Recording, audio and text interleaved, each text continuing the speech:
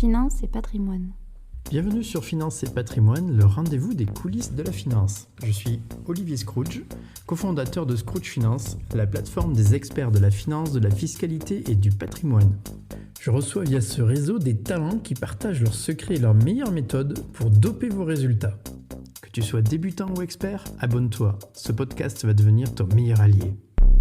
Finance et patrimoine. Bonjour et bienvenue sur cette nouvelle émission du podcast Finance et patrimoine, les secrets backstage. Alors aujourd'hui, nous allons parler de finances durables, finances responsables, avec le sujet comment donner du sens à notre argent et investir de manière responsable. Et aujourd'hui, j'ai la joie d'avoir deux invités de marque pour traiter de ce sujet.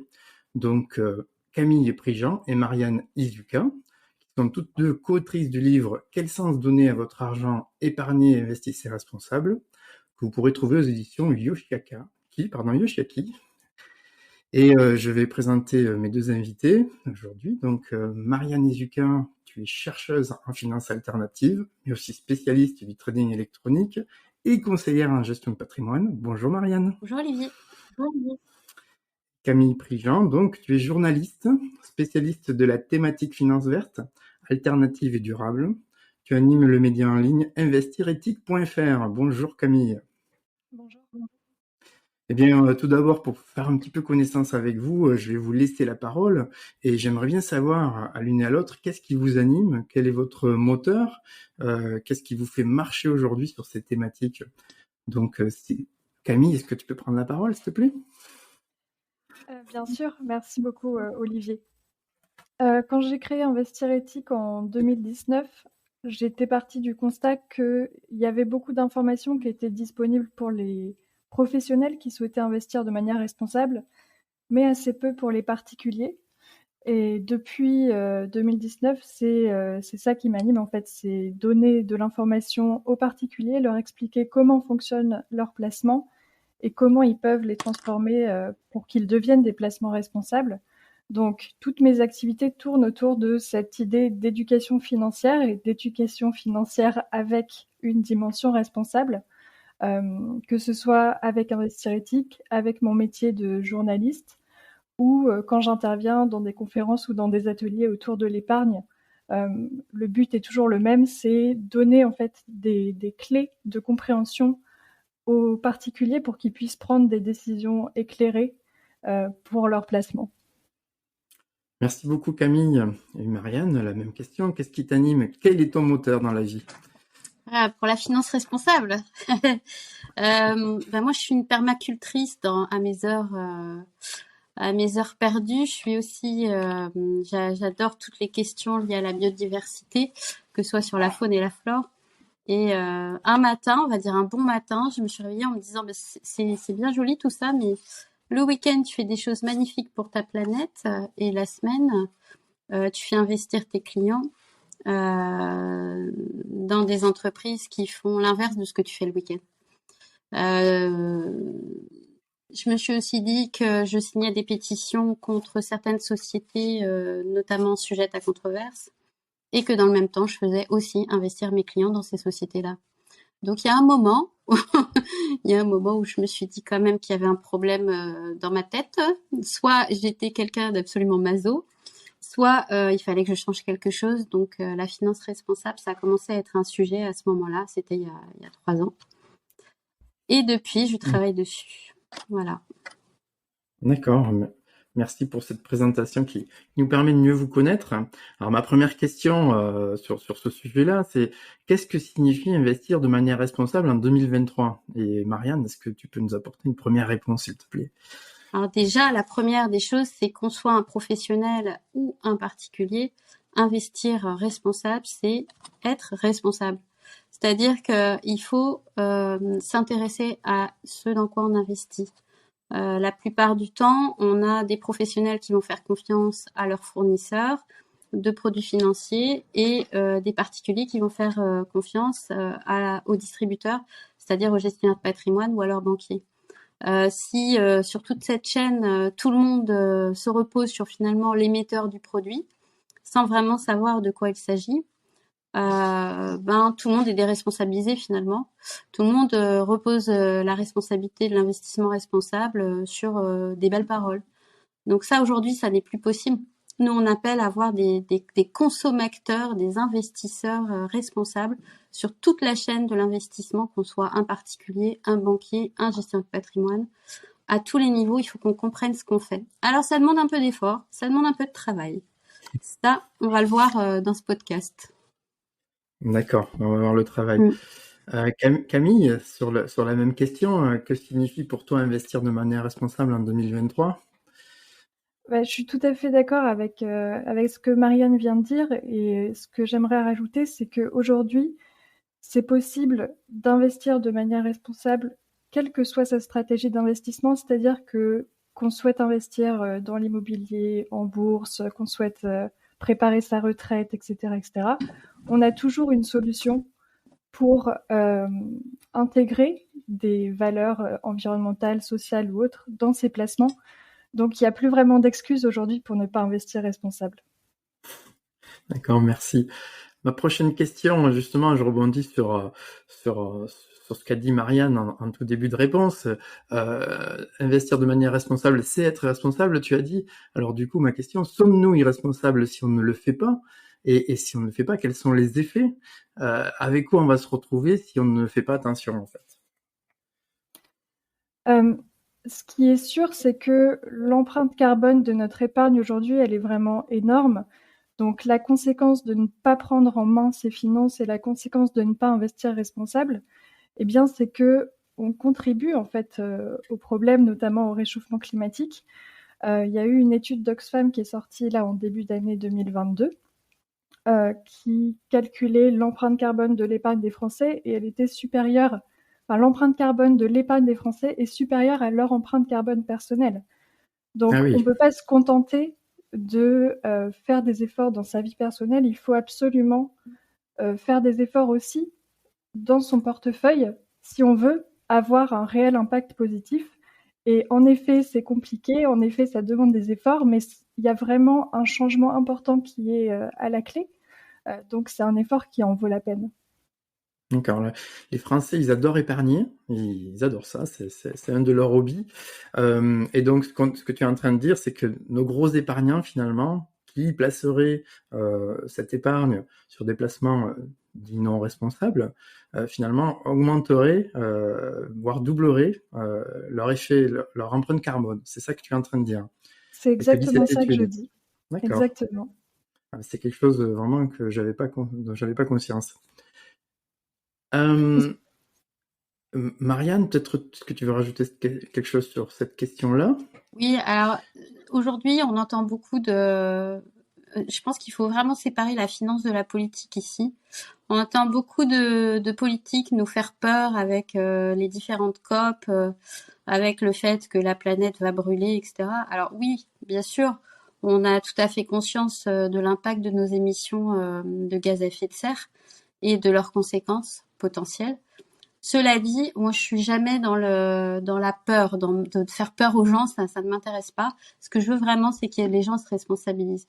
Donc là, aujourd'hui, il va falloir que les gens prennent conscience que il y a un effet démultiplicateur quand ils investissent. C'est-à-dire que s'il y a une personne qui investit dans une entreprise qui pollue, et que tous leurs voisins à côté, là, ils ont tous le même banquier, donc ils vont tous investir dans la même valeur. On va avoir du coup 10, 20, 100 actionnaires dans la même ville qui vont investir dans une entreprise qui est fortement polluante. Et c'est pour ça que l'épargne a son importance tout autant que les actions personnelles des uns et des autres.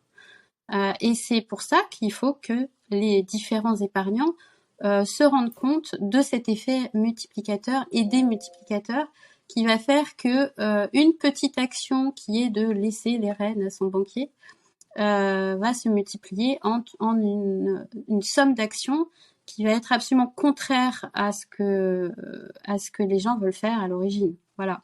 Et en plus, c'est assez simple à faire finalement. Il suffit juste de poser la question à son banquier, donnez-moi la liste des sociétés dans lesquelles j'investis, monsieur le banquier. Oui, ce qui est rarement, voire pas du tout communiqué, même par les sociétés de gestion. Oui. C'est ce que j'ai pu lire dans votre livre. En fait, il y a une certaine opacité finalement aujourd'hui. Bon, c'est en train de changer. Je veux dire, toute l'organisation de la finance évolue et je pense dans le bon sens. Mais ce que vous mettez en avant encore aujourd'hui, c'est que pas forcément facile d'avoir la liste des entreprises dans lesquelles on investit lorsqu'on on achète un fonds, par exemple. C'est ça. C'est très complexe. C'est ça, mais c'est encore plus complexe si on ne demande jamais cette liste. Oui, alors là, c'est sûr. Mais il faut Si on n'exprime pas un besoin, il risque pas d'être réalisé, effectivement. C'est exactement donc, oui, ça. Ça doit partir de nous. Ouais. Il ne faut pas hésiter à la demander. Après, on a plusieurs sociétés de gestion qui nous disent ah oui, mais on ne peut pas la communiquer à l'instant T parce que c'est une question de concurrence. On veut pas que nos petits camarades voient dans quoi on investit ou on désinvestit. Oui, alors ça, je trouve que ça ne tient pas beaucoup. De toutes les manières, on en parlera tout à l'heure avec l'ISR. La plupart des fonds ISR font la même chose. Donc la liste, on la connaît finalement. Non, c'est pour les fonds qui jouent vraiment le jeu. Ceux-là, effectivement, il peut y avoir un avantage concurrentiel. Mais encore une fois, le consommateur, c'est-à-dire l'investisseur, devrait avoir la possibilité et le droit d'avoir la liste de ces entreprises à l'instant T, quand il le demande. Oui, ça semble évident quand on le dit comme ça. Hein. Mais alors, ça me permet de rebondir sur la prochaine question. Comment est-ce qu'on peut reconnaître un vrai investissement durable? Alors, je vais demander à Marianne, tiens. Alors, un investissement durable. Alors, quand on parle de durable ou de responsable, il y a plusieurs notions à l'intérieur. Déjà, on va parler du sacro-saint ESG. Aujourd'hui, on classifie à peu près tout dans l'ESG, c'est-à-dire environnement, social, gouvernance. Ça veut dire quoi? Ça veut dire que on va essayer d'expliquer aux gens dans quelle catégorie on va se positionner si on investit responsable. Et c'est là où on commence à perdre les gens, en fait. Hein. Voilà. On va essayer de pas perdre nos Et auditeurs. c'est là où on commence à perdre un peu tout le monde. C'est une sorte d'outil pour catégoriser finalement les placements avec 3 catégories à l'intérieur. Donc l'environnement, le social et la gouvernance. C'est ça. Voilà. Alors, je vous donne un exemple très simple. Vous pouvez avoir une entreprise qui a une notation ESG qui est excellente, mais qui ne travaille pas du tout dans l'environnement, enfin, à améliorer l'environnement. Donc, qui n'a pas une logique environnementale. Donc, on peut se retrouver, alors je dis n'importe quoi en termes de chiffres, mais quelqu'un qui a une notation E, donc pour environnement de 1, et une notation de gouvernance de 10. Je dis n'importe quoi, hein, en termes, encore une fois, mais... et pourtant, les gens, comme il y a une bonne notation ESG, vont croire qu'ils vont agir pour l'environnement, par exemple. Donc non, il faut rentrer dans le détail de tout ça. Alors, et c'est pour juste expliquer, oui. Excuse-moi, je te coupe, oui, non, pour expliquer le mécanisme. Donc une entreprise qui veut proposer un fonds durable, voilà, responsable, doit se faire évaluer par un organisme indépendant. Oui. Qui va lui attribuer, après une évaluation, une note basée sur tous les critères ESG. Et vraiment, ce que tu mets en avant, c'est que elle peut être très forte en gouvernance, par exemple, et très faible en environnement, et pour autant, sa notation globale va être élevée. C'est ça. Ça ne veut pas dire que c'est pas bien d'être très effectif au niveau de la gouvernance. Hein. Mais si on est quelqu'un qui a une forte sensibilité verte, par exemple, on est un peu déçu. C'est ça. C'est pour ça qu'il va falloir que les investisseurs se renseignent de manière effective sur la notation globale. Alors, je sais que sur des plateformes comme Morningstar notamment, on commence à avoir ces informations-là. On a la note ESG d'un fonds, par exemple, qui dit voilà, ils sont meilleurs en E, ils sont meilleurs en S, ils sont meilleurs en G. Donc ça, c'est une base, mais moi, je vais beaucoup plus loin que ça. C'est très joli, hein, tout ce qu'on a mis en place, l'ESG, la gestion des controverses, etc., dont on parlera un peu plus tard. Mais encore une fois, il faut que les gens comprennent bien dans quoi ils investissent. Donc, il faut qu'ils aillent à la rencontre des entreprises. Hein. Ah oui, carrément. Oui, il va falloir revenir aux fondamentaux. Je ne demande pas de désintermédier, mais je dis quand même qu'il faut que les gens s'intéressent aux entreprises qu'ils ont à l'intérieur. On en revient à la première question, aux entreprises qui sont à l'intérieur de leur portefeuille, même s'il y a des fonds derrière dans lesquels il y a des entreprises qu'on ne connaît pas forcément.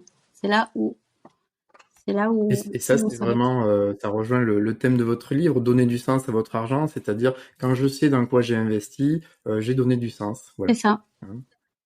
Hein. Alors, Camille, tu veux rajouter quelque chose sur cette question? Comment est-ce qu'on peut reconnaître un vrai investissement durable?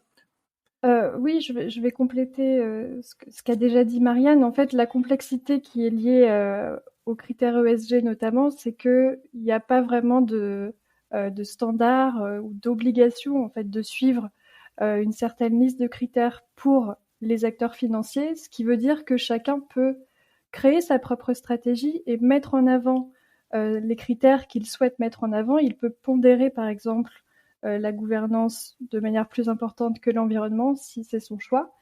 Et donc, on revient encore au même sujet, c'est que pour faire un choix éclairé, il faut absolument savoir quelle est la stratégie de l'acteur financier auquel on va confier son argent, quelles sont ses priorités, et ça va nous permettre de savoir à quoi on peut s'attendre si on place notre argent auprès de cet acteur financier. D'accord. Merci. Alors, juste un petit point pour les gens qui connaissent pas vraiment ces critères ESG. Ce sont des critères internationaux, j'imagine. Alors, oui, ce sont des critères internationaux, mais encore une fois, il n'y a pas de liste qui est utilisée par tout le monde. Quand on parle par exemple de critères environnementaux, ça va être en général l'empreinte carbone d'une entreprise, sa consommation d'eau, sa consommation d'énergie, la manière dont elle va gérer ses déchets. Quand on parle de critères sociaux, ça va plutôt être le taux de rétention des salariés, le climat social d'une entreprise de manière générale, le turnover, la formation des salariés. Ça va aussi être les relations avec les fournisseurs. Est-ce que ces fournisseurs eux-mêmes ont mis en place respectent par exemple le droit du travail s'ils sont à l'étranger, etc. Et en matière de gouvernance, on va avoir les politiques fiscales des entreprises, les politiques anticorruption, la présence d'administrateurs indépendants au conseil d'administration, mais aussi les écarts de rémunération, par exemple, entre les dirigeants et les salariés. Euh, donc c'est toute une série de critères qui peuvent être choisis par une société de gestion qui va vouloir créer un fonds d'investissement durable, par exemple. D'accord. Merci pour cet Si je éclairage. peux, Alors, si oui, je peux Marianne, ajouter bien quelque sûr. chose, Olivier. En fait, il faut bien Vas-y. comprendre que cette notation ESG, elle est faite sur la base des déclarations RSE que font les entreprises. Les entreprises vont remplir des rapports assez exhaustifs et assez intrusifs par certains points de vue, qui vont poser des questions sur la manière dont l'entreprise gère le E, gère le S et gère le G. On a vu, là, quand on parle de gouvernance, bon là, on va nommer les administrateurs et regarder si les administrateurs font partie de la diversité, si les administrateurs ont été formés au RSE, il y a toutes les thématiques sociales et environnementales. On va regarder s'il y a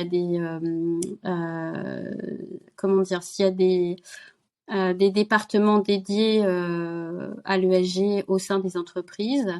Mais ça veut dire que derrière, il y a tout un travail au niveau des entreprises. Donc les entreprises aujourd'hui qui n'ont pas fait ce travail RSE ou qui ne veulent pas le faire, parce qu'il y en a certaines qui commencent à dire qu'elles ne veulent pas le faire, pour des raisons de confidentialité, les entreprises qui sont peut-être très vertueuses en termes de ESG, mais qui ne veulent pas faire cet exercice, ne seront pas dans les portefeuilles. D'accord. Alors, juste pour ceux qui ne savent pas, le RSE signifie, Responsabilité sociale des entreprises. voilà, donc c'est une activité que mène une entreprise et qui va conduire à l'éligibilité ESG. Est-ce que je suis correct? Non, c'est pas tout à fait ça. Non, c'est pas tout à fait ça. En fait, la RSE, c'est indépendant de l'ESG, ça n'a rien à voir avec l'ESG. Par contre, l'ESG, lui, va se baser sur la RSE. Mais une entreprise, qu'elle soit cotée, non cotée, qu'elle souhaite être financée par des banques, des fonds, n'importe qui, peut tout à fait mettre en place une stratégie de responsabilité sociale. Ça veut dire quoi? Ça veut dire qu'elle va faire des efforts, par exemple, dans sa manière de produire. Si c'est une industrie, par exemple, elle peut changer son système de production pour récupérer les déchets, pour faire moins de pollution, etc. Ça peut être des choses comme utiliser moins de plastique dans une entreprise, donc vraiment dans la vie de bureau, si vous voulez, tous les jours. Ça peut être mettre en place des programmes de partage du capital avec ses salariés. Ça peut être 1000 choses. Mais la RSE, c'est en gros les actions qu'une entreprise choisit de mener pour avoir une responsabilité sociale et aussi pour avoir une responsabilité environnementale. D'accord, merci. Merci pour ces précisions qui vont éclairer un peu tout le monde, je pense. Alors, il existe des labels de la finance durable qui ont été créés par les États. Je crois que vous me confirmerez, mais c'est vraiment des labels État par État. Donc, en France, je connais le label ISR, Investissement social et responsable, et le label Greenfin. Donc, est-ce que ces labels, en tout cas ceux que je viens de citer, nous aident à choisir? Alors, je vais... Oui, Camille, oui, vas-y, prends la parole, pardon. Je me lance. Alors, en effet, en France, on a 2 labels qui ont été créés par l'État, ce qui n'est pas le cas du tout ailleurs qu'en France. La plupart des autres États, notamment européens, c'est plutôt des labels créés par des associations professionnelles, des fédérations bancaires ou d'autres organismes qui ne sont pas du tout des États. D'accord. Nous, on a le label ISR en France, qui est donc un label qui se base sur les critères ESG. Ça veut dire qu'il va garantir aux personnes qui investissent dans les fonds labellisés que ces critères ont été pris en compte, en gros, dans la conception du fonds et sont pris en compte dans la vie du fonds. Le label Greenfin, lui, il a une vocation beaucoup plus sectorielle, puisqu'il exclut de facto certains secteurs comme le nucléaire, le pétrole, le charbon, et il permet d'investir dans des secteurs qui sont liés à la transition écologique et énergétique. Ce que je vais dire, et après je laisserai Marianne compléter, c'est que oui, ces labels sont intéressants pour les épargnants puisqu'ils permettent de faire, si vous voulez, un premier balayage. Quand on investit dans un fonds ISR, on sait que les critères ESG ont été pris en compte. Par contre, ça ne veut pas dire que chacun de ces fonds labellisés va correspondre à ses propres convictions, à ses propres stratégies d'investissement, puisque le label ISR, il prend en compte les critères ESG, mais par exemple, il n'exclut aucun secteur d'activité. Donc potentiellement, on peut quand même investir dans des secteurs que personnellement, on ne souhaite pas avoir dans son portefeuille, comme le secteur pétrolier par exemple. Donc, bien sûr, c'est une aide, mais il faut toujours aller un petit peu plus loin si on veut être vraiment responsable et si on a une stratégie très ambitieuse d'investissement responsable. Merci, Marianne veut rajouter sûrement quelque chose. Je suis tout à fait d'accord avec les explications fort claires de Camille. Alors, j'entends déjà mes confrères dire oui, l'ISR, nous on voit absolument aucune différence en termes de résultats financiers entre un label ISR et un fonds qui serait tout à fait sur la même stratégie mais qui ne serait pas ISR. Alors c'est pas faux. C'est pas faux parce que aujourd'hui effectivement on voit qu'on a des corrélations quasiment de 1 à 1 pour des fonds qui sont en conventionnel et qui sont ISR. Alors quelle est la différence ?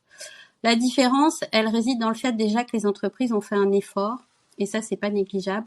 Elles ont fait un effort déjà d'être labellisées, elles ont établi une charte et elles ont fait une première introspection de ce qu'elles font ou pas en matière d'ESG dans leur entreprise. Donc ça c'est plutôt positif. Ça veut dire qu'il y a un effort sociétal à plusieurs niveaux qui est fait par l'entreprise et une prise de conscience. Donc rien que pour ça, moi j'irais plus vers un label ISR qu'un fonds qui n'est pas du tout labellisé.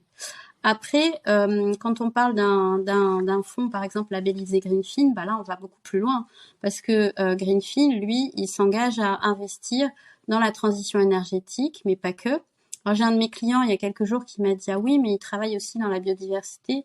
Je dis honnêtement j'ai vu passer aucun projet de biodiversité dans un fonds, dans aucune entreprise qui appartient à un fonds labellisé Greenfin. Ça j'ai jamais vu. Mais en tout cas ce qu'il y a de sûr c'est qu'on va financer les infrastructures notamment des usines photovoltaïques, des éoliennes. Bon, alors, les éoliennes aujourd'hui c'est très critiqué, à juste titre par certains aspects, mais pas que. On va investir dans tout ce qui est hydroélectrique. Voilà, donc ça il y a de la recherche aussi derrière. Voilà, la seule chose qu'on a sur le label Greenfin, c'est qu'on a du mal à voir les rapports d'impact. C'est-à-dire que quand on a un fonds labellisé Greenfin, normalement, on est censé avoir un rapport d'impact qui nous dit on a investi dans tel secteur pour vous, on a investi dans tel pays pour vous, on a investi dans telle usine. Et ça, on a vraiment beaucoup de mal à voir ces rapports. Alors c'est paradoxal parce que c'est un des labels qui nous donne les fonds les plus vertueux, parce que là, on est quasiment sûr de vraiment investir dans quelque chose de responsable. Mais on n'a pas les reporting. Voilà, donc c'est quand même un problème. Un petit bémol aussi, c'est que l'Union européenne a autorisé aujourd'hui, alors peut-être que Camille va nous expliquer ce que c'est que la taxonomie européenne, elle le fera bien mieux que moi, mais a autorisé le nucléaire dans la taxonomie européenne, ce qui signifie qu'on va probablement avoir du nucléaire dans les fonds labellisés Greenfin à un horizon très court. Ça veut dire qu'on va financer le nucléaire. Et là-dessus, c'est pour ça que c'est extrêmement important qu'on ait des positions claires de chacun des fonds sur cette question-là dans le label Greenfin. Voilà. Oui, là, les avis sont souvent tranchés chez les gens sur ce sujet-là. Effectivement, il faut de la transparence dans un fonds, parce que sinon, ce serait un petit peu trompeur. Merci. Camille, tu veux rajouter quelque chose? Oui, je vais compléter du coup ce que Marianne vient de dire. Et ce qu'elle dit, c'est très important puisque le but premier d'un label, c'est évidemment la transparence et c'est justement de permettre de guider en fait les épargnants et les investisseurs en leur donnant assez d'informations pour investir. Ce que Marianne disait sur la taxonomie, c'est aussi très intéressant. La taxonomie, c'est en fait un vaste système de classification des activités économiques qui a été créé par la Commission européenne. Et l'objectif, c'est de dire est-ce que telle activité économique peut être considérée comme verte ou non. C'est un projet qui est extrêmement important puisque ça va permettre de flécher énormément de capitaux vers les activités qui contribuent à la transition énergétique et écologique. Et ça va aussi servir de base pour potentiellement créer un label européen. Et s'il y a un label européen qui est créé, il pourrait remplacer en fait notre label Greenfin. Donc, cette taxonomie européenne, elle considère que le nucléaire, mais aussi que le gaz sont des activités vertes. Le gaz parce qu'il peut contribuer à la transition et le nucléaire parce que c'est une énergie décarbonée. Bon là, je vous fais évidemment un résumé parce que ça a fait l'objet de mois et de mois de débats au sein de la Commission européenne.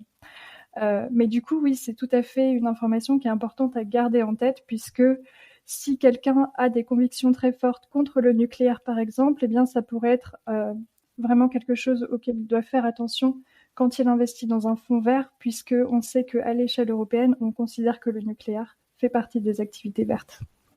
Oui, oui, du point de vue de la transition, ça peut avoir du sens, effectivement, mais du point de vue d'un label qui s'appellerait Greenfin, ça peut être choquant. Bon, et très bien, merci beaucoup Camille et Marianne. Mais finalement, est-ce que tout ça, c'est pas un peu du greenwashing? C'est-à-dire qu'on habillerait des produits financiers avec une très belle couleur verte ou sociale, très séduisante pour les épargnants. Alors oui, ça arrive, ça arrive et ça arrive plutôt assez souvent, mais de moins en moins souvent parce que heureusement les investisseurs commencent à réfléchir un peu à ce qu'ils font. Alors oui, c'est arrivé. Moi, j'ai un très bon exemple. Un jour, je fais une analyse de plusieurs fonds d'une société de gestion. Le premier fonds s'appelait, je vais dire n'importe quoi, parce que je veux pas. Moi, je suis toujours dans la bienveillance, donc je veux pas taper sur qui que ce soit. Mais on va dire que le premier fonds s'appelait le joli environnement et le deuxième s'appelait l'environnement bleu, par exemple. Voilà. Donc on commence à regarder avec le commercial ce qu'il y avait dans le fond, quelle était la stratégie. Oui, alors vous savez, Marianne, on a 250 points de contrôle qu'on a établis nous-mêmes, 250 questions qu'on pose aux entreprises. Il faut qu'elles y répondent. Là-dessus, on fait une super belle classification, c'est magnifique. Et derrière, voilà, on a un fonds qui est absolument vertueux. Je fais OK. Donc, qu'est-ce qu'on a au début? On a, alors je regarde la liste des 10 premières sociétés à l'intérieur du fonds. Je fais OK. Bon, c'est bien. On a entreprise numéro 1. OK. Entreprise numéro 2, entreprise numéro 3. Très bien. Je dis, bon, est-ce que je pourrais avoir la liste complète des entreprises à l'intérieur du fonds? Évidemment, on me répond que ce n'est pas possible. Je fais, ça tombe bien. Je suis allée chercher votre rapport annuel. Tout est dedans. Est-ce que vous confirmez que vous avez toujours telle entreprise, telle entreprise, telle entreprise? On dit oui. Je fais OK. Et on passe au deuxième fonds. Le deuxième fonds a, aux surprises, donc il a un nom différent, mais on a à peu près exactement la même chose à l'intérieur. Donc là, je commence à dire, finalement, c'est du marketing parce que vous avez fait 2 fonds, mais vous avez 2 noms différents qui sont très évocateurs. Donc, dans le premier, on a l'impression qu'on va investir dans l'environnement, et dans le deuxième, on a l'impression qu'on va investir dans l'océan, par exemple. Mais en fait, il y a la même chose à l'intérieur des 2 fonds. Donc, mes clients sont pas des bananes. Je vais leur montrer le reporting. Et ils vont voir des 2 fonds, et ils vont voir que sur le fonds numéro 1, j'ai la même chose que sur le fonds numéro 2. Ils vont me dire, dis donc, Marianne, t'es gentille, mais bon, là, c'est pas très sérieux ton truc. Voilà. Et c'est ça qu'on attend des investisseurs, c'est qu'ils aillent vérifier tout ça. C'est pas parce que ça a un joli nom, bien packagé, que la société dit, voilà, j'ai fait un super effort derrière. Ils ont sans doute fait cet effort, mais dans les faits, ça ne se traduit pas par des résultats. On est bien d'accord.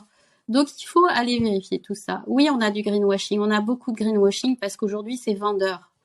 Et qui dit vente, dit argent. Et qui dit argent, dit, voilà, on a des gens qui vont venir s'intéresser à l'ESG et à tous ces produits financiers soi-disant verts parce qu'ils savent qu'ils vont collecter de l'argent et donc en gagner. Donc aujourd'hui, non, il faut être très, très, très vigilant. Je pense que les autorités ont bien raison de mettre l'accent sur les questions de greenwashing. Je pense aussi que on pourra pas, avec des lois, contrôler tout le monde. Ça ne marchera pas et ça n'a jamais fonctionné. Donc c'est à nous, les consommateurs, d'aller nous renseigner, d'apprendre, de comprendre et de questionner. D'accord, merci Marianne pour ce témoignage sincère, étoffé d'exemples. Camille, tu veux rajouter quelque chose peut-être? Oui, Marianne a tout à fait raison. Le greenwashing, ça existe, mais ça existe pourquoi? Parce que comme c'est un marché qui est en plein boom, le marché de la finance responsable, et qu'il y a des standards qui se créent, mais qui mettent du temps à s'harmoniser, qui mettent du temps à être adoptés par tous, forcément, il y a une zone grise dans laquelle il est possible de faire du greenwashing. Ça ne veut pas dire qu'il n'y a pas un vrai intérêt et de vraies convictions derrière tous les produits verts. Ça veut simplement dire que, comme Marianne l'a dit, il y a des opportunistes et il y a des personnes qui sont sincères. Donc, il n'y a pas de magie pour savoir où il faut investir pour être du côté de ceux qui ont de vraies convictions. Il faut s'intéresser, ou il faut en parler avec des personnes comme Marianne qui sont conseillers financiers, qui peuvent nous répondre. La réglementation, c'est vrai qu'elle est de plus en plus dure pour justement limiter le greenwashing. En France, les marchés ils sont encadrés par l'autorité des marchés financiers, l'AMF, qu'on appelle parfois dans les médias le gendarme des marchés. Et ce gendarme des marchés, il a notamment mis en place des doctrines pour empêcher les acteurs financiers de donner des noms responsables à leurs produits financiers quand ils n'étaient pas responsables, pour les empêcher aussi de mettre en avant des aspects environnementaux et sociaux dans leur communication commerciale quand ils n'avaient pas derrière de vraies stratégies. Donc tout ça aujourd'hui, c'est interdit. Donc en général, le greenwashing qu'on voit aujourd'hui, c'est plutôt une exagération du caractère responsable qu'une invention totale. Merci beaucoup pour ces explications. Alors ma prochaine question sur le sujet, c'est est-ce que je vais aussi bien valoriser mon patrimoine? Voilà, je suis un épargnant, mon souci numéro 1, c'est d'une part de ne pas le perdre, donc voilà, de connaître les niveaux de risque évidemment. Là, il faut être encadré pour le savoir, accompagné, je dirais, par son conseiller. Et est-ce que si je m'oriente vers des fonds labellisés, par exemple, donc qui sont de la finance durable, est-ce que je vais aussi bien valoriser mon patrimoine? Si tu le permets, Marianne, je vais dire un petit mot avant que tu donnes ton avis d'experte, puisque tu es quand même beaucoup plus que moi la tête dans les performances. Euh, Il y a un consensus académique quand même sur le fait que avoir une stratégie responsable ne fait pas perdre de l'argent. Il y a beaucoup d'études qui sont faites sur l'ESG, sur l'impact de l'ESG sur la performance.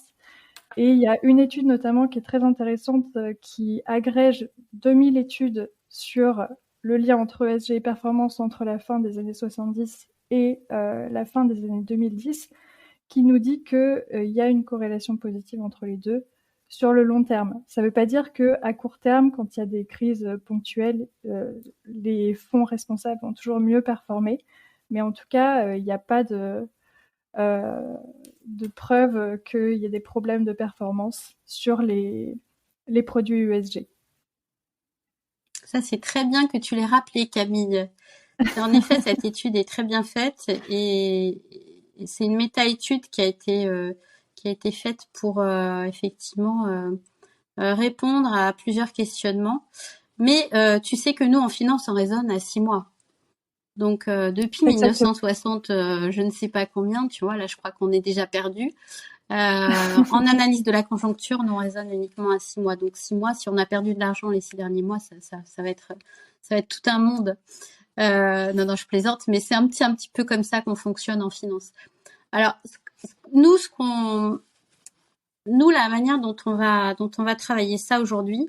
Moi, ce que j'explique aux gens qui ne veulent pas travailler sur des stratégies en ESG. Alors, j'aime pas trop l'ESG parce que l'ESG aujourd'hui est quand même, on va pas pouvoir rentrer dans la polémique, mais très critiqué, notamment outre-Atlantique. On a carrément des États qui désinvestissent tous les fonds qui sont ESG aujourd'hui aux États-Unis pour plusieurs raisons qui sont éminemment politiques. Et qui disent que le ESG nuit aux performances des entreprises. Bon, alors je laisse les auditeurs se renseigner sur la question parce que c'est hautement polémique et ça va à l'encontre de tout ce qui est fait aujourd'hui en Europe parce qu'on est un peu les pionniers en Europe de l'ESG. Donc là, on a vraiment une lutte qui va s'engager entre les Américains et les Européens sur ces questions-là. Donc suivez-la parce que ça promet d'être intéressant. Alors, en ce qui concerne la performance pure, aujourd'hui, ce qu'on voit, c'est que les entreprises qui vont s'engager notamment en faveur de l'environnement ou du social sont des entreprises innovantes. Alors, les entreprises à mission, on en avait discuté, Olivier, ça c'est un sujet qui est connexe, dont on parlera peut-être tout à l'heure, mais les entreprises qui innovent sont des entreprises qui vont forcément générer de la valeur ajoutée. Nous, en finance, on appelle ça les entreprises qui font du best effort, c'est-à-dire qu'elles vont partir de rien ou de très peu en matière environnementale ou sociale ou de gouvernance et qu'elles vont mettre en place tout ce qu'elles peuvent mettre en place pour être performantes. Je prends un exemple, par exemple, dans le bâtiment. Aujourd'hui, si on veut faire un bâtiment responsable, je parle des entreprises immobilières cotées, on va avoir un coût de la construction qui est supérieur de 25% par rapport à une construction traditionnelle.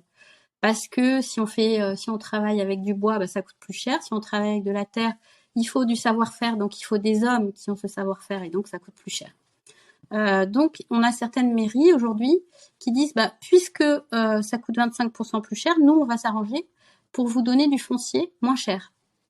Donc certaines mairies commencent à racheter le foncier et à le vendre avec des contreparties bien sûr moins cher à la filière immobilière pour qu'on puisse avoir des coûts de la construction qui soient raisonnables par rapport à ce qui se pratique. Et c'est comme ça qu'on fait des écoquartiers. Alors, quelle est la valeur ajoutée de ça? La valeur ajoutée, elle est que sur le long terme, on sait que les bâtiments vont être durables. On a des bâtiments qu'il va falloir entretenir, bien sûr, mais on a des bâtiments qui ont des matériaux qui seront durables. Qu'on ne va pas... Et si jamais on doit détruire ces bâtiments dans 50, 60, 80 ans, on sait qu'on pourra récupérer le bois, on sait qu'on pourra récupérer la terre, on sait qu'on aura une chaîne de valorisation qui sera beaucoup moins contraignante pour l'environnement et qui sera, on aura des déchets valorisables, donc qui rapporteront de l'argent. Voilà, donc c'est un exemple tout bête, mais on a ça aussi dans plusieurs entreprises, dans plusieurs secteurs, notamment dans l'eau, dans le bois, dans la filière bois. Quand on arrive à faire de l'économie circulaire avec la filière bois, on va récupérer jusqu'aux petits copeaux de bois pour notamment essayer de créer des matériaux qu'on va utiliser dans l'agroalimentaire notamment. On va créer des additifs qui sont tout à fait biosourcés dans l'industrie agroalimentaire. Et comme on arrive à tout valoriser, on a de la valeur ajoutée forcément. Mais cela dit, on ne pourra pas aller chercher cette valeur ajoutée dans des fonds ISR qui sont trop généralistes. On va être obligé d'aller chercher des stratégies thématiques. Et pour tous ceux qui ont fait de la transition énergétique l'année dernière, ils savent bien qu'ils ont perdu de l'argent parce que sur la filière verte, de l'énergie verte, l'année dernière, tout le monde a acheté du pétrole et a acheté du gaz, forcément, puisque les marchés montaient. Donc, effectivement, on a eu une année en perte. Mais rien ne dit que cette année, on ne va pas inverser la vapeur, puisque les prix des énergies fossiles sont en train de chuter drastiquement pour plusieurs raisons. Voilà, donc on a un effet cyclique qui peut être plus important sur certaines filières. Et là, il va falloir être très réactif, nous, en tant qu'investisseurs. Mais globalement, ce qu'on voit, c'est qu'on a de la valeur ajoutée. Et de toute façon, même au niveau social, quand vous avez une entreprise qui a une meilleure gouvernance, des patrons qui s'engagent à avoir des salaires qui ne vont pas dépasser un certain seuil par rapport aux salariés de base, on a des gens qui sont plus motivés, qui vont faire avancer mieux les entreprises, parce qu'ils savent qu'ils vont être mieux rémunérés, tout simplement. Et ils savent qu'il y a une volonté sociale à l'intérieur des entreprises. Donc je pense que c'est tout, c'est un tout, c'est bénéfique pour tout le monde. Et on a de la valeur ajoutée. Donc à terme, si on travaille sur des segments bien spécifiques, non, on ne perd pas d'argent. Nous, sur les fonds thématiques, sur l'eau par exemple et sur le bois, on a eu des années à 25% à plus de 25% quand même. L'année dernière, on était à moins 15, mais les 2 années précédentes, on était à plus 25. Sur le bois, on tourne autour de 4-5 aujourd'hui, c'est pas mal. Voilà, sachant que la forêt rapporte 2,5. Donc oui, on peut avoir de la valeur ajoutée, mais ça nécessite de la part des banquiers et des professionnels de la finance pas mal d'efforts, de recherche, des bons fonds, des bonnes entreprises. Voilà, donc c'est... Justement, ça me permet de rebondir sur la prochaine question. À moins que Camille, tu veuilles encore rajouter quelque chose sur ce sujet-là? Non, c'est bon. Alors voilà, j'ai de l'épargne. Je veux investir mon argent de manière consciente et responsable. Comment je dois procéder et avec qui? Alors peut-être Marianne peut commencer sur ce sujet. Alors déjà aller voir son banquier, je pense que c'est un bon démarrage. Lui demander quels sont les fonds qu'il peut lui proposer ou les entreprises dans lesquelles il peut investir. Alors j'ai eu un exemple cette semaine qui m'a assez effarée, j'avoue, d'un banquier qui a fait une proposition à un de mes prospects en lui proposant des fonds labellisés ISR qui étaient on ne peut plus classique, on va dire. C'était des fonds qui n'auraient pas été labellisés, ça aurait été à peu près la même chose. Il y en avait quelques-uns qui méritaient qu'on s'y attarde, mais peut-être 2 ou 3 sur une liste d'une trentaine. Le point positif, c'est qu'il y avait cette liste, d'accord ? Et ensuite, aux grandes surprises, le banquier a proposé à ce prospect 2 fonds à formule dans lesquels on ne savait pas vraiment ce qu'il y avait dedans. Les fonds à formule sont des produits structurés que nous on adore en salle des marchés parce que c'est là où on a des marges de folie, c'est-à-dire on gagne beaucoup d'argent et puis en plus on s'amuse à les structurer, donc on fait un peu de maths, donc c'est rigolo. Mais cela dit, là ce sont des fonds qui vont à l'encontre de ce que voulait mon prospect pour le coup, parce qu'il voulait quelque chose de tangible, il voulait savoir dans quoi il investissait. Et là, il se retrouvait avec 2 ou 3 ou 4 intermédiaires sans même le savoir. Donc non, là on est dans le pire de la finance, c'est-à-dire que quand un banquier propose ça, alors je dis pas que tous les fonds à formule sont mauvais, il y en a certainement qui sont bons. Moi j'en ai rarement vu, voire quasiment jamais, pour être honnête. Mais Mes confrères vont être absolument contre ce que je viens de dire, mais moi je n'aime pas ne pas savoir ce qu'il y a dans les fonds dans lesquels j'investis. Voilà. Je veux que ça soit liquide, transparent, très clair, et là ça n'est pas le cas. Donc sur ces fonds-là, on avait à peu près le pire de ce qu'on peut faire, c'est-à-dire tout était bien packagé, c'était joli, c'était vert, l'écriture était en vert. Vous allez investir vraiment dans l'environnement, dans tout ce que vous aimez, mais au final, c'est une coquille vide. Voilà, vous allez investir. Il y avait un index derrière qui était effectivement basé sur des entreprises qui avaient normalement des bonnes notations du point de vue de l'environnement. Mais encore, on ne savait pas s'il y avait un panier d'actions derrière, on ne savait pas si c'était juste un produit synthétique, on ne savait pas. Voilà, donc faut aller voir le banquier et bien lui poser toutes les questions. De toute façon, est-ce que son banquier, est-ce qu'il est mieux placé pour travailler sur cette thématique-là? Bon, l'exemple que tu viens d'illustrer, c'est un exemple particulier. Oui. Faut pas généraliser non plus. Non. Est-ce qu'il y a d'autres acteurs qui pourraient aider l'épargnant qui veut s'orienter dans cette direction? Alors, juste en ce qui concerne les banquiers, le problème des banquiers, c'est qu'ils n'ont pas le temps. Déjà, on ne les forme pas. Donc ça, c'est un point qu'on demande, nous, en tant que chercheurs. On dit, il est urgent de former les banquiers. Urgent. Et il est urgent aussi de former les gestionnaires de patrimoine. Il est urgent de former toute la couche de distribution. Aujourd'hui, toutes les personnes qui distribuent des produits financiers, il est urgent qu'ils soient formés à toutes ces thématiques responsables et environnementales, parce qu'aujourd'hui, c'est pas le cas.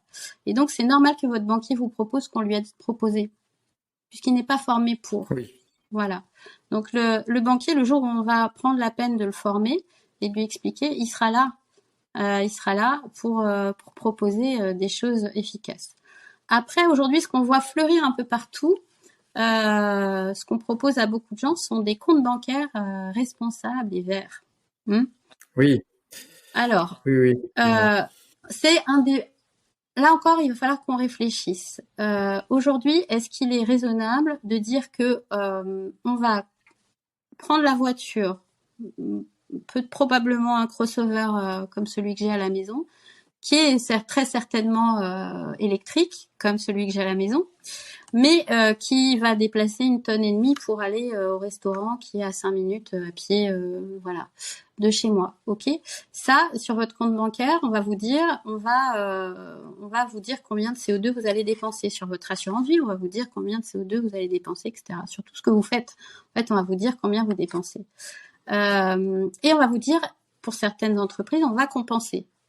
Alors aujourd'hui, on sait que par exemple le CO2, c'est sa durée de vie dans l'atmosphère, ça peut aller jusqu'à 200 ans. Vous allez compenser quoi? De toute façon, vous allez polluer. Voilà. Donc il faut réfléchir sur ces produits-là. Moi, tout ce qui compense, honnêtement, je vois pas l'intérêt. Je préfère les sociétés qui ne vont pas les polluer. Et donc il faut regarder dans le détail. On a des assurances vie aujourd'hui, on a des plateformes qui disent on fait des placements verts. Le problème, c'est qu'à l'intérieur, on se retrouve à peu près avec ce qu'on nous propose dans les banques aujourd'hui. Alors, on va nous mettre des beaux indicateurs. Alors, c'est bien, on a du reporting, mais je pense qu'il faut aller beaucoup plus loin que ça. Voilà. Aujourd'hui, de tout ce que j'ai vu sur le marché français, en tout cas, on n'a pas de solution 100% magnifiquement géniale. On a que des demi-solutions. On est encore très loin de ce qu'on pourrait faire. Nous, ce qu'on préconise, notamment dans notre livre avec Camille, c'est qu'il y a des plateformes qui se montent, des plateformes d'investissement direct dans les entreprises, comme ce qui se fait aux États-Unis à la manière du crowdfunding, avec une auto-certification des investisseurs. Alors, mes confrères vont râler, ils vont dire « Ah, tu désintermédies, nous, on va pas gagner d'argent. » Mais si, on peut avoir du conseil derrière. Il suffit juste de l'imaginer. Et au contraire, ça serait beaucoup plus fun pour les conseillers en gestion de patrimoine, notamment, d'aller regarder ce qui se passe dans les entreprises et d'aller les conseiller, sauf qu'on n'a pas le droit de le faire, d'aller conseiller nos clients sur ces entreprises, parce qu'on a des convictions. Aujourd'hui, nous, on ne peut se borner qu'à proposer des fonds. Et on est limité par les gens qui distribuent ces fonds et qui les créent. Donc, et la boucle est bouclée.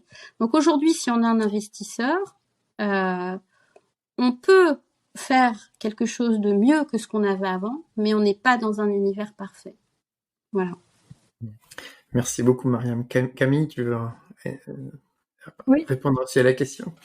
oui, je vais répondre à la question. En fait, il y a deux solutions quand on souhaite investir de manière responsable, le faire accompagner ou le faire seul. Quand on veut être accompagné, il y a déjà une problématique qui est liée au montant qu'on a à investir. Quand on a une épargne lambda, on va dire, à investir, le premier réflexe, en effet, ça doit être d'aller voir son banquier. Et comme Marianne l'a dit, ça peut parfois être frustrant si ce banquier n'a pas été formé, ne connaît pas bien les produits et du coup n'est pas capable de répondre à ce besoin. Il y a aussi la solution d'aller voir des conseillers en gestion de patrimoine qui, eux, ont quand même fait un énorme effort sur la formation depuis quelques années. Et bien sûr, il faut continuer à former, mais il y a quand même une expertise qui est en train de se créer au sein des conseillers en gestion de patrimoine. Et la dernière solution, c'est de le faire seul, c'est-à-dire de prendre ses rames et de plonger en fait dans l'univers de l'investissement responsable. On peut investir seul dans une assurance vie, par exemple, si on a une idée de quel type de fonds on veut choisir. On peut aussi se tourner vers des finances alternatives comme le financement participatif, où là, il y a un autre risque à prendre en compte, puisque c'est des placements dans des entreprises non cotées, donc potentiellement plus risqués, mais ça peut être une solution aussi pour mettre au moins une petite partie de son épargne dans des entreprises dans lesquelles on croit vraiment. Quelle que soit la solution qu'on choisit, c'est vraiment extrêmement important de ne pas investir quand on ne comprend pas dans quoi on investit. Ça vaut d'ailleurs pas seulement pour l'investissement responsable, hein, pour n'importe quel type d'investissement. C'est essentiel parce que sinon, il y aura forcément des déceptions à la clé, que ce soit des déceptions en matière de performance ou des déceptions en matière de sujet de l'investissement. Donc vraiment, il faut prendre le temps de bien comprendre, même quand c'est des produits classiques comme l'assurance vie. Je me rends compte dans des ateliers, par exemple, qu'il y a quand même pas mal de personnes qui ne comprennent pas exactement comment ça fonctionne et dans quoi, au final, ils vont placer leur argent. Donc, quelle que soit sa stratégie, quelles que soient les personnes qu'on choisit pour nous entourer, il faut vraiment prendre le temps de comprendre ce dans quoi on va placer son argent et de comprendre quels sont les retours en termes de risque et en termes de performance auxquels on peut s'attendre. Merci beaucoup pour ces précisions. Alors, la prochaine question, concerne les professionnels de la finance et du patrimoine. Est-il vrai qu'ils doivent nous présenter obligatoirement et réglementairement des solutions responsables lorsqu'on s'adresse à eux? Je vais démarrer et puis Marianne complétera avec son expérience. Oui, c'est vrai. Pour faire une réponse courte, il y a plusieurs réglementations en fait qui ont obligé les professionnels à mettre en place des solutions responsables. Une loi qui est entrée en vigueur en 2019, c'est la loi Pacte. Elle a obligé tous les assureurs à proposer dans les contrats d'assurance vie des fonds labellisés, ISR depuis 2020 et Greenfin depuis 2022. Aussi depuis 2022, Finansol, qui est un label de finance solidaire. Donc ça, c'est une obligation légale. Quand on souscrit un contrat d'assurance vie, on doit nous proposer 3 fonds labellisés. Mais il y a aussi une réglementation beaucoup plus récente qui oblige les professionnels de la finance à demander à leurs clients quelles sont leurs préférences en matière de durabilité et à les informer sur les risques en matière de durabilité auxquels ils sont soumis. Donc ça veut dire que les conseillers ont besoin de vraiment faire un travail approfondi pour pouvoir éclairer leurs clients sur ces questions-là. D'accord. Et maintenant, c'est une obligation pour eux. C'est ça. Marianne? Je n'ai pas grand-chose à ajouter. Oui, on a cette obligation-là et c'est une bonne chose. Donc, autant de la part des distributeurs que des commercialisateurs, que voilà, tout le monde doit s'y mettre. Donc, c'est une très bonne chose. Ça va dans le bon sens. Oui, tout à fait. Alors, ma dernière question concerne la crypto-monnaie. Donc, est-ce que crypto-monnaie et finances durables sont compatibles? Et je vais laisser Marianne répondre en premier. Bon, alors bon, tout le monde a peut-être entendu parler du scandale du FTX, dernièrement, où on a une des plus grosses plateformes, la plus sécurisée au monde, qui était logée aux Bahamas. Non, franchement, c'est pas du tout ironique, elle était vraiment logée aux Bahamas, qui vient de s'effondrer. Donc aujourd'hui, le problème des cryptos, alors je pense à certains spécialistes, notamment le plus grand spécialiste, Monsieur Favier des crypto-monnaies en France. Je lui avais posé la question il y a quelques années en lui disant quand même c'est pas très transparent tout ça. Enfin n'importe qui peut aller acheter du Bitcoin. On peut avoir des gens qui font de la traite humaine, de la prostitution, enfin voilà, qui sont proxénètes. On peut avoir l'argent de la drogue et personne n'y voit rien quand même. Hein. Donc c'est un peu, ça m'embête un petit peu moi d'aller investir dans les cryptos à cause de ça parce que il n'y a pas de réglementation, il n'y a pas de contrôle. Ce à quoi on m'a répondu, mais pas du tout. Il y a un contrôle justement. La blockchain est faite pour ça. On a toutes les transactions, on sait qui a fait quoi. Je fais ah bah non, c'est pas vrai, on ne sait pas qui a fait quoi. Voilà, donc la question de la transparence se pose aujourd'hui. Ensuite, sur les crypto-monnaies, on l'a vu avec FTX. Moi, ça m'a beaucoup amusé ce qui s'est passé sur FTX, parce qu'en fait, on a pris une plateforme digitale. Alors, il faut savoir que les adeptes on va pas faire, on est hors sujet là, mais juste 2 mots. Quand on parle de monnaie digitale aujourd'hui, on parle de la nouvelle finance. Et quand on parle de nous, ce qu'on fait en finance aujourd'hui, c'est-à-dire moi au quotidien, on parle de la vieille finance. Or là, on s'est retrouvé avec le patron de FTX qui était issu de la vieille finance et qui nous a fait un montage à la vieille finance, effectivement, façon vieille old school, et qui a évidemment craché toute la petite pyramide sur laquelle il était assise, et qui a fait des choses que n'importe qui pourrait faire, c'est-à-dire par exemple prendre l'argent de ses clients, ce qui est parfaitement improbable. Hein. Bah si, pourtant c'est ça apparemment. Je mets des réserves, mais apparemment c'est ce qui se serait produit. Donc aujourd'hui, la finance, tout ce qui est digital, je pense que c'est l'avenir dans un certain sens. C'est-à-dire qu'on va digitaliser de plus en plus un certain nombre d'éléments. Mais je pense aussi que l'AMF, aujourd'hui, l'autorité des marchés financiers, établit une liste, notamment des initial coin offerings, c'est-à-dire des mises sur le marché de ces monnaies digitales. Elle approuve, elle donne des visas, ça c'est une très bonne chose, parce que ça veut dire qu'on a quand même une autorité de régulation qui a regardé, qui a mis le nez dedans et qui dit bon voilà, là, ces gens-là, on donne notre visa parce qu'on pense qu'ils font les choses bien. Voilà, c'est sans vouloir tout réguler.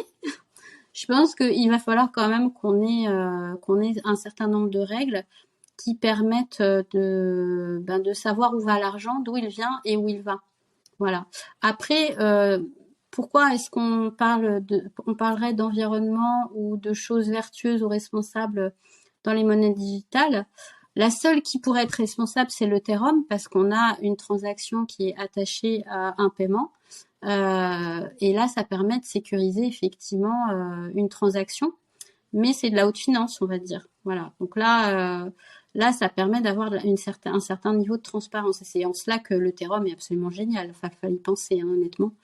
Mais non, on peut pas parler de finance responsable quand on parle aujourd'hui de monnaie digitale, malheureusement. Pas encore. Bientôt, hein? Bientôt. Bientôt. Merci Marianne. Camille, petit feedback sur cette question-là? Non, je pense que Marianne a tout dit. Nous avons perdu. Oui, on a perdu Camille.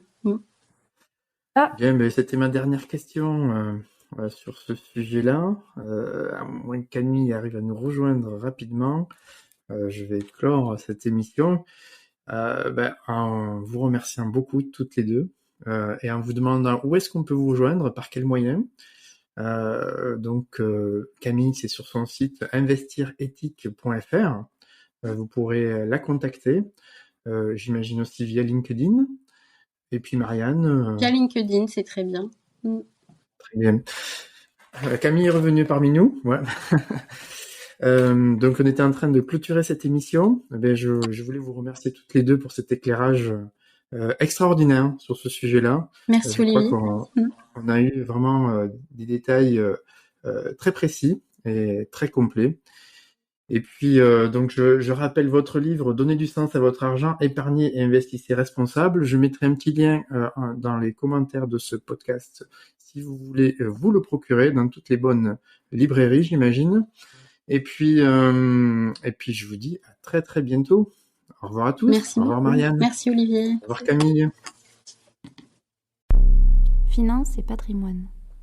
Si vous avez écouté jusqu'ici, c'est que vous avez aimé cet épisode. Alors partagez-le ou laissez-lui 5 étoiles sur Apple Podcast. Ce podcast est rendu possible par Scrooge Finance, la plateforme des experts en solutions financières, fiscales et patrimoniales pour vos projets de vie personnels et professionnels. Que ce soit pour lancer un projet, préparer sa retraite, investir pour l'avenir ou bien simplement faire un bilan pour explorer les possibles, rendez-vous sur www.scrooge.finance. À très bientôt pour un nouveau podcast Finance et patrimoine, les secrets backstage. Finance et patrimoine.